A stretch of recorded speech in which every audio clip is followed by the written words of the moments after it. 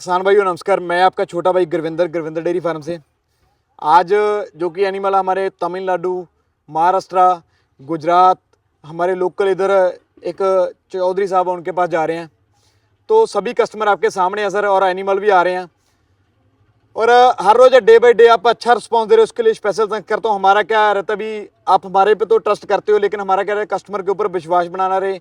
आपको कस्टमर से बातचीत करवाते हैं, कैसा लगा उनको, कैसे फील हुआ, और क्या काम करते हैं वो इस बिज़नेस के, किस मोटिवेट देख के, किसको देख के आए, तो उसके बारे में मैं जरूर एक रिव्यू चेक करवाता हूँ आपको फार्मर का। नमस्कार सर जी। नमस्कार। तो क्या नाम अपना? नितिन भाई प्रजापति। कहाँ से हो सर? गुजरात में हूँ, अरवली जिला से। अरवली जिला से। क्या काम करते हो बेसिकली सर आप, और इस धंधे के बारे में कैसे सोचा आपने? मैं टीचर हूँ, और गवर्नमेंट टीचर हो? गवर्नमेंट टीचर हूँ। ओके। और कई जगह में हमने देखा था कि भाई फार्म बहुत अच्छा हमारे गुजरात में चल रहा है, ओके तो चलो हम भी ऐसा बिजनेस के तौर पर ही इसे किया है। ओके। हाँ। तो कई बार जगह होता है भी मैं एक आपका पड़ोसी हूँ, मैंने कार ले ली, तो अपने बच्चे जिद करते हैं भी हमने भी कार लेनी है।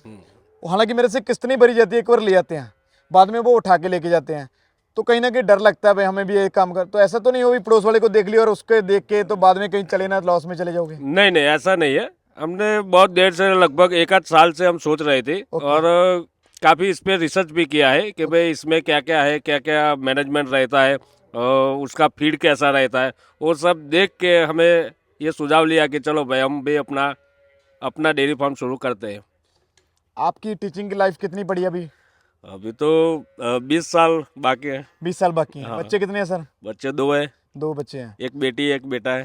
तो गवर्नमेंट टीचर से अच्छी खासी सैलरी मिलती थी, तो क्यों ऐसा गोबर वाला काम करना? सुबह सुबह की हेडेक, शाम की हेडेक, क्या करना, भाग के जाओ थैलियों वाला दूध लेके और पियो। नहीं, इसमें भी प्रॉफिट अच्छा है, और हम गुजरात वाले ज़्यादातर प्रॉफिट पे ध्यान देते हैं। देते हैं। तो हमने सोचा कि चलो भाई हम अपना खुद का तबेला एक रख लें, और बहुत अच्छे से मैनेजमेंट इसको करना है। सबसे अगर मैं बात करूं तो बिजनेसमैन आज के टाइम पे गुजरात वाले हैं, जो भी मेरे पास सभी स्टेट के आते हैं, सभी आप में बिजनेसमैन है। कुछ ना कुछ कोई करता है, कोई ना कोई बिजनेस के बारे में ज़्यादा सोचते हैं उधर। और दूध का भी मोदी जी ने इनको अच्छी फैसिलिटी दे रखी है, 15 से लेकर 25% बोनस दे रहे हैं। और सबसे ज़्यादा हाईएस्ट रेट मानूँ तो मैं गुजरात में सबसे बड़ा दूध का बेनिफिट है। और क्या कहना चाहोगे मास्टर जी आप? और यहाँ पे हम आए यूट्यूब का वीडियो देख के, गुरविंदर भाई का, पर जैसा हमने सोचा था सब कुछ वैसा ही है। ओके। यहाँ पे किसी तरह का खतरा भी नहीं है, सब अच्छी तरह से मैनेजमेंट करते हैं। तो आपको सेटिस्फाई हो सर? जी बिल्कुल सेटिस्फाइड हूँ। नमस्कार चाचा जी। नमस्कार। क्या नाम है अपना? कालिदास। क्या काम करते हो? खेती करते हैं। खेती करते हो? हाँ। नमस्कार जी। नमस्ते। क्या नाम है जी? कमलेश कुमार जीतपुरा। कमलेश का। क्या काम करते हो? टीचर हूँ। टीचर हो? वो आपके फ्रेंड है? हम दोनों साथ में ही जॉब कर रहे तो हैं, एक ही स्कूल में। आपका सबसे पहले किसका राय थी भी हमने डेयरी फार्म करना है?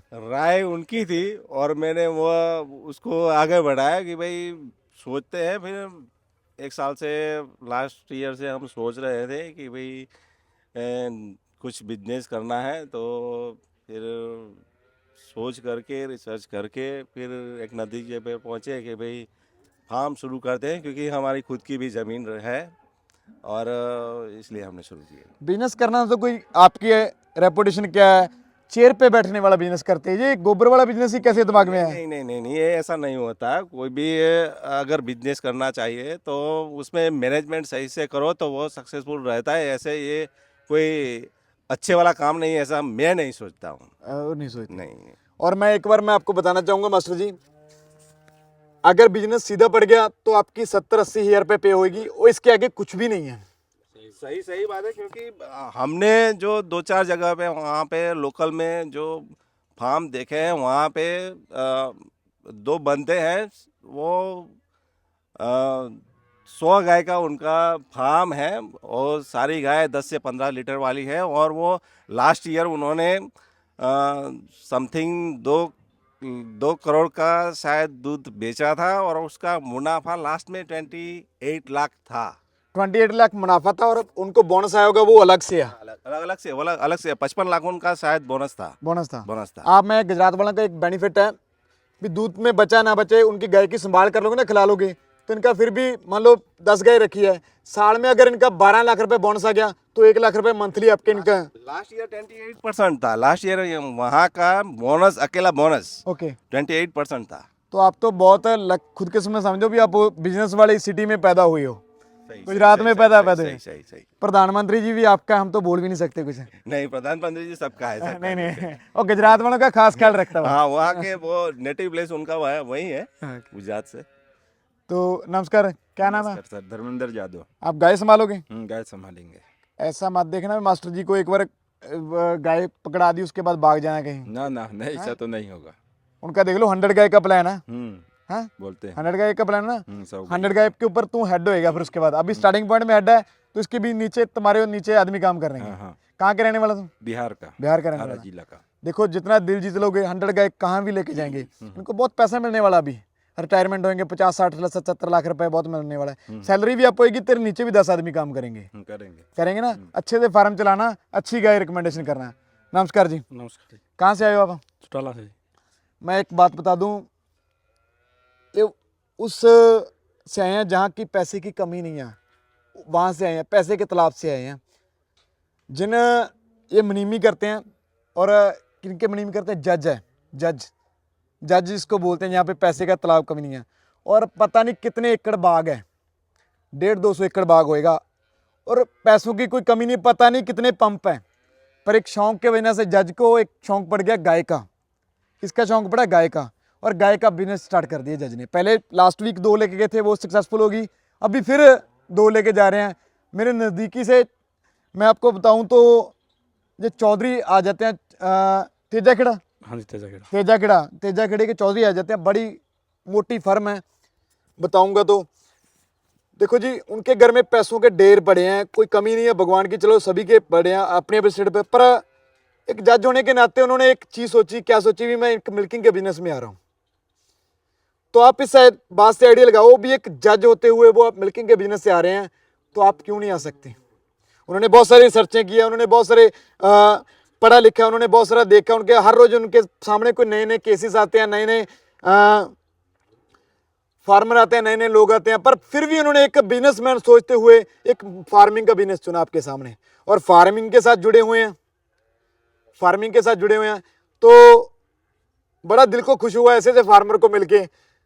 चलो हमें इनको मिल लेते हैं, पर आप सोच सकते हो भी एक हाई लेवल के रैंक के अधिकारी भी एक काम पे आ रहे हैं। लास्ट टाइम मैंने बताया था, जैसे महाराष्ट्र के कमिश्नर थे, वो हमारे पास आए भी।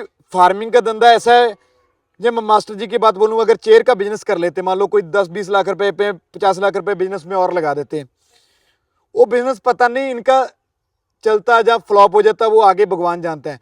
पर इसका ये बिजनेस एनिमल का ऐसा है, आज पैसा लगाया, कल से इनकम स्टार्ट हो जाएगी, परसों से इनकम स्टार्ट हो जाएगी, डे बाय डे इनकम बढ़ती जाएगी। आज के टाइम पे कोई ऐसा बिजनेस नहीं बना जो आज पैसा लगाएंगे कल इनकम बनेगी।